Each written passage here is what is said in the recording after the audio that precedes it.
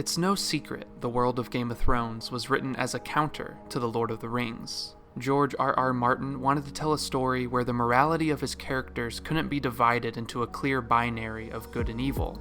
But for two franchises that are often set opposite of each other, their two newest shows have a lot of similarities. Both prequels feature female protagonists, take place hundreds of years before their original storylines, are based on non-narrative supplemental books, and have much to live up to. So which is doing better? This is what my co-host Evan and I discussed on the latest episode of the Professional Appreciators podcast. But right now, if I just had to drop one, 100% drop Rings of Power, and I could live peacefully and maybe I just really like House of Dragons more than most people, but I am loving House of Dragons. Yeah. And let me just give you a little reason why. Go ahead. And I said this even before I watched Rings of Power with people about the new Game of Thrones show, is that I think House of Dragons made the smart choice, at least to start off the show, with a much more scaled down and focused central conflict. Okay. Because it's not setting up 5 different families and all their plot lines. It's very much, this is a show about these primarily 3 Targaryen people and their claim to the throne. Mm-hmm. And it's for 3 episodes been very focused on that. I know all 3 of these people's motivations. I know what they want, what they dislike. I know what they're good at, what they're bad at. I know that they're all very... Daemon is very much a bad person. Mm-hmm. But even he has some personality stuff where I'm I can kind of see why he's upset. Sure. And then there's Rhaenyra. She's great. And instead of just making her 100% great, where you're oh, this is a flawless, strong female character, she has some issues too. Mm-hmm. She's not perfect. And I like how they're all very flawed, and they have some, I think we talked about this with Better Call Saul, but when you write really strong characters, you make them a bit of a paradox. Mm-hmm. And it's not necessarily one's a good guy, one's a bad guy. It's all of them, the good and bad guys primarily, have a paradoxical nature to them. Mm-hmm. And I think House of Dragons is doing that really well. And maybe I just prefer that. Yeah. But then you watch Rings of Power, and every character talks like their speech has to be the most poetic thing of all time, and it's really grating on me. Especially the elves. Everything they say is an Instagram motivational post. I see them speak, and then I picture their words with a pretty background on them, and I'm just be real. And there very much is a more black and white reality to Rings of Power, and that's kind of what Lord of the Rings has always been. And sure, of course, George R.R. Martin wrote Game of Thrones as a kind of response to the black and white of Tolkien. I know black and white isn't completely fair, but there's a clearer line between good and evil. Yeah. No, I'm not going to argue with anything you said about House of Dragons. I love that show. I think it's awesome. One thing I will say, I think you're right. The 2 main differences are George R.R. Martin he likes to muddy those waters between light and dark, good and evil. The good characters have a little bit of, whatever it takes to get it done kind of attitude, and the evil characters always have that kind of pull of, well, I can kind of see their perspective, and that's kind of the genius of that, is enduring those characters to us. I think Rings of Power is very much so a little more, though it's complex in how it's put together, it's kind of a classic story of good versus evil, light versus dark. And I think for me, there's just something really profound in that classic kind of take on good versus evil and what it takes for a band of people to come together and defeat something that's purely evil. Right. And I just think that that's a really profound, and they do it on such a grand scale. They speak in terms of centuries, and they talk about friendship in such a way that it really endears itself to me. Like that scene where I can't remember his name, but basically the elf and the dwarf are having a rock breaking contest. Oh yeah, that was interesting. Yeah. And he says, it's only been 20 years since I've seen you. Why are you upset? And he's like, well, for you, that's a blink of an eye, but for me, that's an entire lifetime. Yeah. And he's mad because he's missed out on his life and he's missed his friendship. And like, to me, that's like, that endears, that is the stuff that endears itself to me. So I think Rings of Power is a little bit sweeter of a show.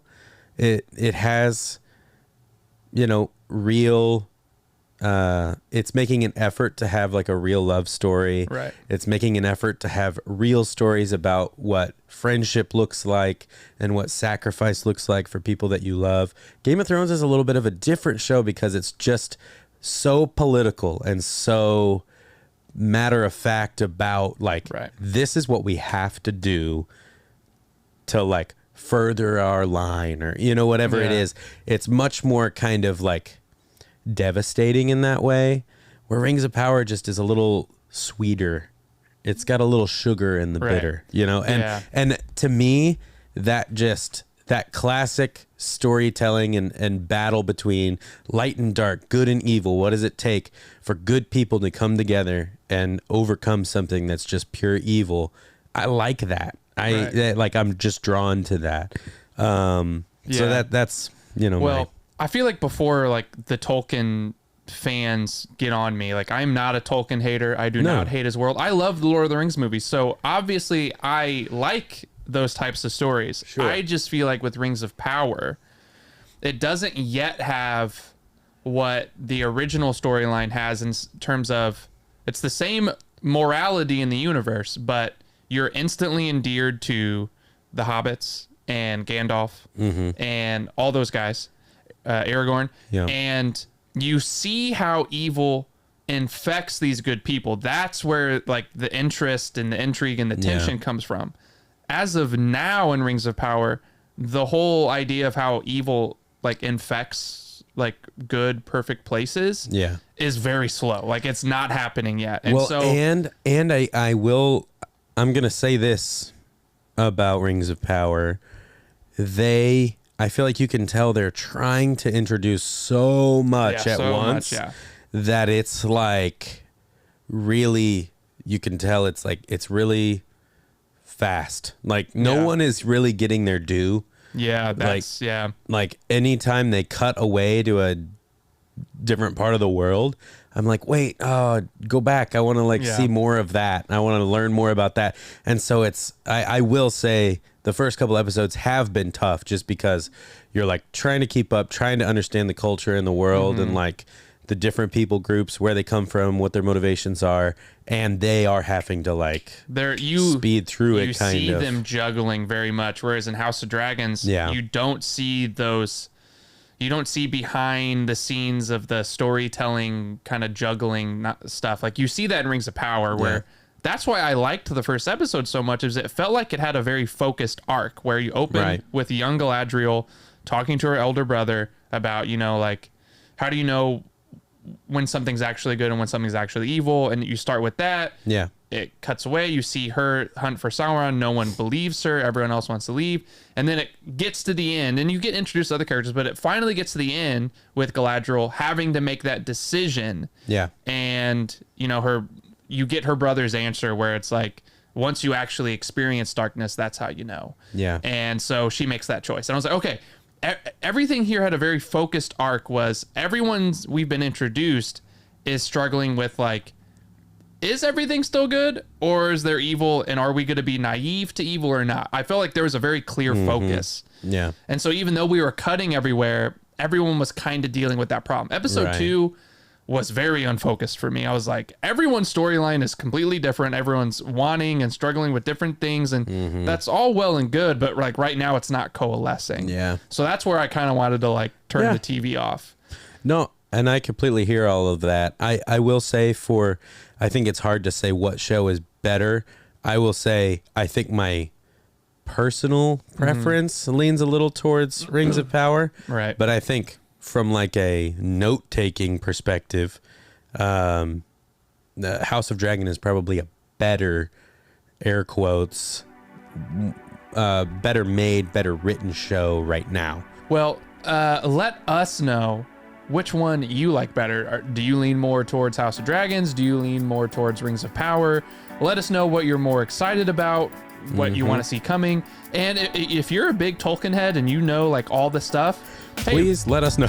yeah, feel free to just write in the comments like, no, they are not hobbits because you know, morons. No, no, seriously, hit us with that. I want to know like the mythology, and do you have any theories on who the Meteor Man is? That's what I'm going to call him, Meteor Man. Do you know who the Meteor Man is? Yeah, flesh out the universe for us some more. But otherwise, you know the drill. Patreon.com/Why It's Great. Subscribe to the YouTube channel Why It's Great. That's right. Rate our podcast, Professional Appreciators. I don't know why I'm telling you what our podcast name is, because you're listening to it. Yeah. Well, leave a review and some stars if you see fit, please. And let us know. Is it Harfoot? Or is it Halffoot? Or are they hobbits? I don't know. Who knows, man? Patreon.com/Why It's Great. All right. See you guys later. Bye.